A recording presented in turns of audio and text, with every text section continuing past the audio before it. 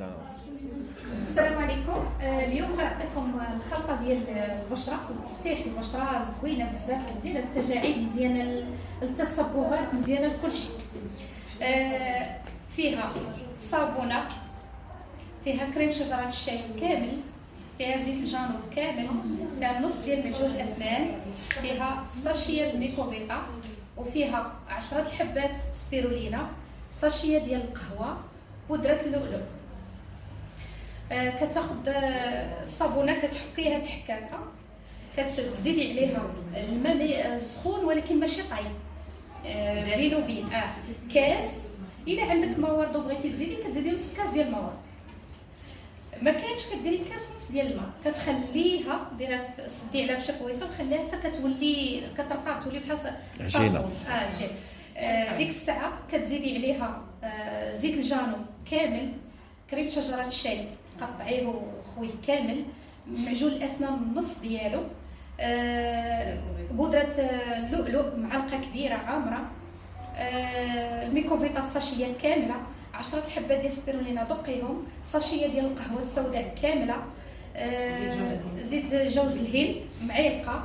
كما قلت لك هذا الشيء كله غطحنيه في ميكسور، تميكسيها مزيان تتولي تبان لك كريم، تقيسيها بحال هكا كريم، ميكسي مزيان.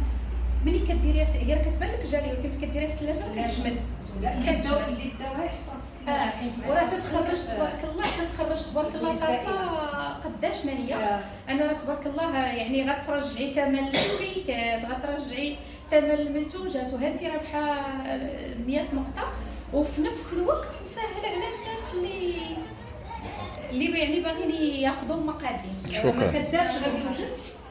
الناس اللي كيتوضاو بزاف وكتجيهم ديك الصيدله بين الصبعان، كيجيهم ديال الشامبينيون في الظفار، وكيبقى عليهم داك الالم ديال كل ساعه كيغسلوا رجليهم، كيكون واحد الالم سيرتو عند الناس اللي فايتين 50 سنه، كيولي وقت ما كاسوا الماء كيضروهم رجيلاتهم. من بعد كل وضوء ندير هاد الخلطه هادي، ندهن بها رجيلاتي ونلبس القيشرات، ما غيبقاش داك الالم، ما غتبقاش الكزيمه، ما غتبقاش دوك لي شامبينيون، حتى حاجه ما غتبقى في رجلي، والرجلين غيرطابوا وغادي يوليو واحد النعومه لا عند المراه لا عند الراجل، عجيبه جدا وزوينه القدام. يعني تشخدم ساعات طويله ديريها وديري شي على الرجل ديالك شي سلوفان ولا شي تقاشه. زوينه لهاد المراكز هادو هنا، هاد البلايص معصلاتي بحالو حتى هما زوينه اليوم في الناس، باش واخا تبقاي بها راه ما فيها حتى ريحه خايبه، ما فيها بالعكس تباتي بها عادي زوينه، كتشميها داك الفلويور ديال المعجون ولا ديال كريم شجره الشاي، بالعكس ما فيها حتى ريحه وزوينه.